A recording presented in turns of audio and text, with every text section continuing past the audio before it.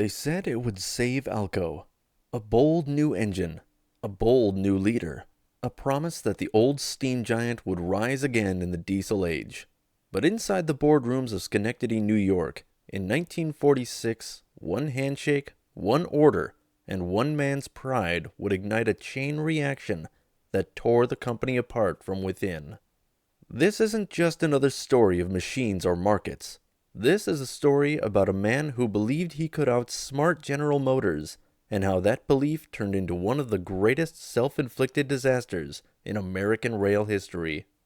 His name was Perry Thomas Egbert, ALCO's golden hope, the man hired to lead the company out of the steam era and into the diesel revolution, and for a moment, it looked like he might do it. ALCO had a pedigree, decades of experience, powerful designs, and a reputation built on engineering perfection. But by the end of the war, the world had changed. Steam was dying. EMD was surging ahead with its dependable 567 diesel. And ALCO was desperate. In 1946, Perry Egbert made a call that would change everything. Forget catching up. We'll leap ahead.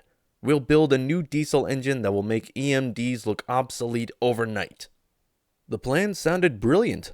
The reality would be catastrophic, because buried inside that decision was the seed of betrayal, not by a rival company, but by ALCO itself. Over the next few years, Egbert's confidence would turn to denial. His innovation would turn to obsession, and his company would crumble under the weight of its own ambition. This is the explosive truth behind ALCO's downfall, and the internal gamble that wrecked its engines, its alliances, and its legacy.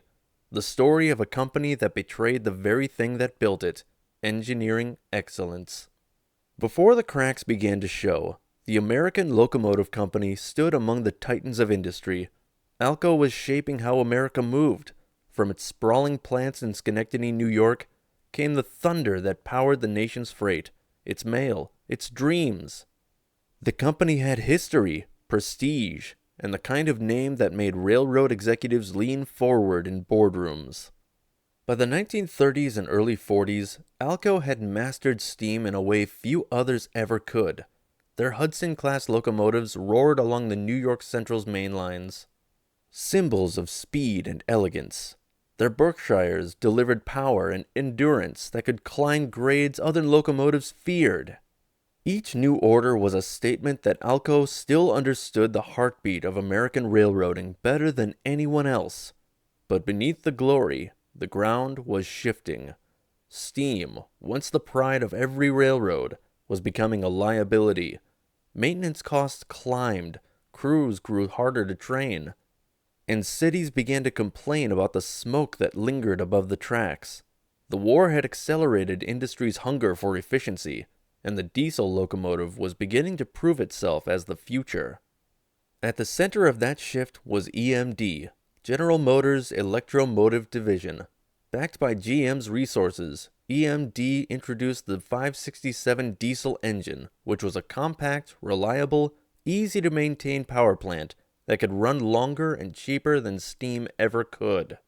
Their locomotives didn't need roundhouse attention every night or teams of firemen to keep them fed. They started with the turn of a key and stayed on the rails for weeks. Railroads noticed. Orders for EMD's diesels skyrocketed, while steam builders like ALCO and Baldwin watched their markets evaporate. ALCO's leadership knew what was coming. They had tried small steps into diesel during the 1930s, but most of those experiments were either joint ventures or niche products. Nothing truly scalable. Nothing that could rival what EMD was doing. When World War II ended and the U.S. rail industry returned to peacetime operations, ALCO's executives faced a grim reality. If they didn't catch up, they'd be left behind. The company still had loyal clients that trusted the ALCO name and didn't want to abandon it for GM's upstarts. But loyalty alone wouldn't stop the shift. The freight market was already turning diesel, passenger lines were following, and the noise from EMD's marketing machine was deafening. In Schenectady's offices, the urgency was palpable. Engineers whispered about the growing diesel fleet numbers, and ALCO needed a plan, something bold enough to reclaim its place at the top. And into that moment stepped Perry T. Egbert, the man who promised to lead ALCO into the diesel age, a confident engineer, a driven leader, and as history would show, the man whose gamble would determine the company's fate. When Perry T. Egbert took the helm at ALCO, the company was standing at a crossroads. Railroads were turning to diesels in increasing numbers, and EMD's 567 engine had become the benchmark. Yet Egbert wasn't interested in following the competition. He had a vision, and he believed ALCO could leapfrog EMD instead of playing catch-up. Egbert was known for his sharp mind and unyielding determination. Engineers respected him for his technical knowledge, but they also knew he could be stubborn. He saw the diesel revolution as an opportunity to assert ALCO's superiority. To him, the solution was simple. Build a diesel engine that outclassed anything GM could produce, one that could win the war for the rails decisively. And so the 244 engine was conceived. Turbocharged, four-stroke, and ambitious in every detail, it promised power, speed, and sophistication far beyond the aging 567. On paper, it was everything ALCO needed. Higher horsepower, advanced electronics, and engineering that would showcase the company's decades of experience in locomotive design. Egbert believed the 244 would cement ALCO's place as the leader in the diesel era, a crown jewel that would carry the company through the transition from steam. But vision alone couldn't erase reality. ALCO was losing ground every month. Orders that had once flowed in steadily were drying up, while EMD's diesels became the default choice for railroads across the country. Time was the enemy, and Egbert could feel it pressing down like a piston. He needed results quickly, and he wanted the 244 on the rails yesterday. The pressure he placed on his engineering teams was immense. Tests were scheduled aggressively, prototypes were pushed to production before all issues could be fully addressed, and deadlines were non-negotiable. Egbert's message was clear. Deliver the engine that would surpass EMD, and deliver it now. Behind the scenes, engineers whispered about the risks. Components hadn't been fully tested under the stress the engine would face in daily railroad service. Some suggested slowing down, iterating, or refining the designs to prevent failure. Egbert overruled them. His confidence, bordering on obsession, left no room for compromise. The 244 had to be ready for market immediately, or ALCO would continue bleeding its market share. In those pivotal months, the stakes couldn't have been higher. One misstep could cost ALCO its reputation, its customers, and perhaps its place in the diesel era entirely. Egbert was determined to prove that ALCO didn't need to imitate EMD, that American engineering could create a diesel superior in every way. But ambition and urgency are a dangerous combination, and the decisions Egbert made in those critical early months would set the stage for the challenges, betrayals, and disasters that followed. The engineers behind ALCO's 244 engine knew they were walking a fine line.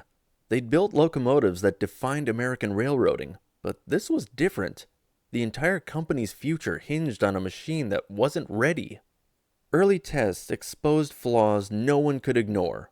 Crankshafts fracturing under strain, lubrication failures that led to scoring, and temperatures that spiked dangerously under sustained loads. The data spoke clearly. The engine needed more time.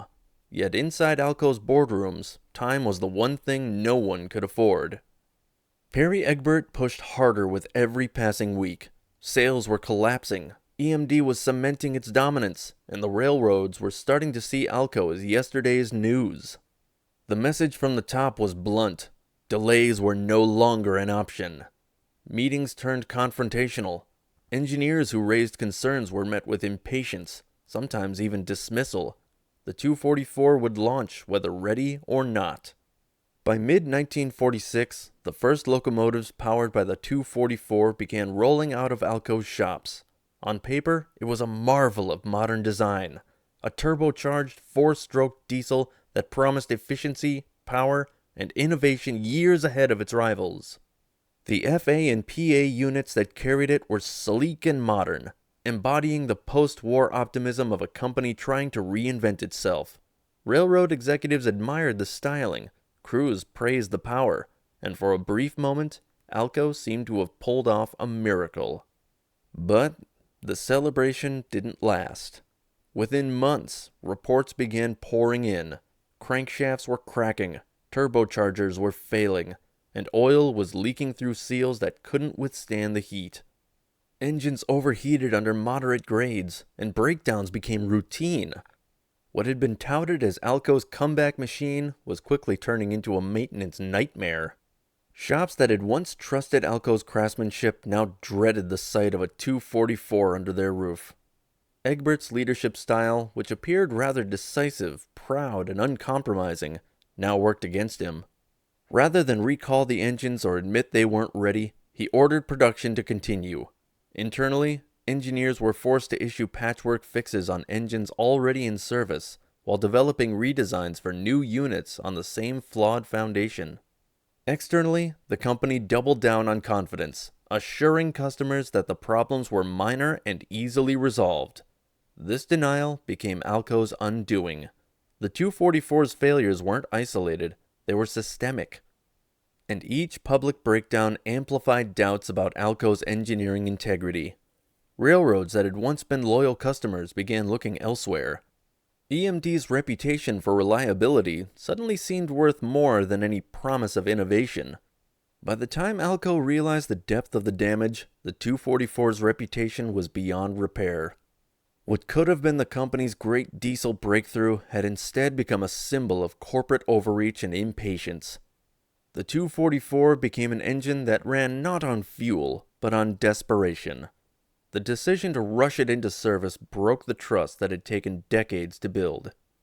Meanwhile, GE, ALCO's trusted partner for electrical systems, began to question the alliance. Their generators and traction motors were performing perfectly, but paired with the unreliable 244, the faults reflected poorly on both companies.